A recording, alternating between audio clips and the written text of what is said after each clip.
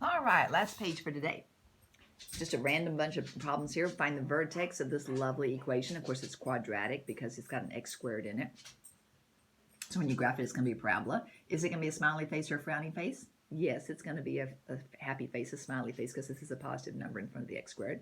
Can you see the y-intercept? Yes, it's a -2 right there in the equation. Just wanted to remind you about some of the things we learned. So hopefully you paused the video, went and did the problems. Now you're coming back and checking answers.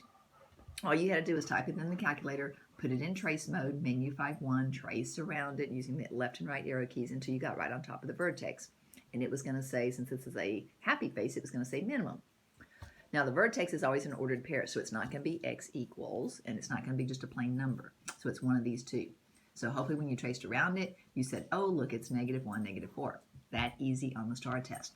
I'm telling you, if you know your vocab and you know how to use the calculator really well, you can do the STAR test really, really easily. Find the maximum of this particular equation.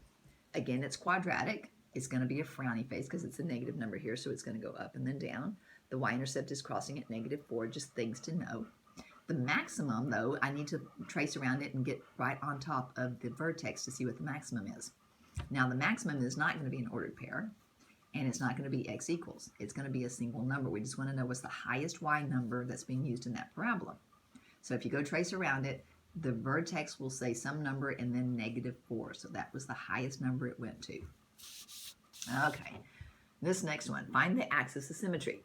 Hopefully you visualized in your head that little line that runs right down the middle. You could even sketch it on here if you want to. It's the line that runs down the middle of the parabola. We want to know the equation of that axis of symmetry. So it's either going to start with x equals or y equals. If it's a vertical line, v for vertical, vux, that means the slope is undefined, and the equation starts with x equals a number. So are we going to pick b that starts with y equals, or pick d that starts with y equals? No, it's one of these. What is the x number it runs through? It runs right through x equals 4. So which one are we going to pick? C, right there. 20, find the maximum. Now remember, maximum is the high point or the low point on the y-axis. So these are y numbers. So this is the high point right here. So take it over to the y-axis, and there it is right there. It is a +1. These are just little hash marks on the number line. These are negative numbers going down, positive numbers going up. So my maximum or highest y number is a +1, so it is that one right there. All right. You could have also found the vertex. You went over 3 and up 1. And the y number is 1. Okay, a couple of ways to look at that. Find the x-intercept and the y-intercepts. So I always just pick one first and then go ruling answers out that don't match. So if I'm going to do the x-intercept first, it's crossing at -2. So my x-intercept, these are the x-intercepts, -2, -2, only that one. Let's go see if the other one matches. Y is at +1, so I want -2 and +1 for the y. Yep, right there is the answer. That easy on the STAR test, guys. There's a lot of easy questions on the STAR test if you know your vocab. Okay, hopefully you've already done number 22 and you're just checking answers. Find the slope of the line. Is it a positive slope or a negative slope? From left to right, it's going down, so this is a negative slope number.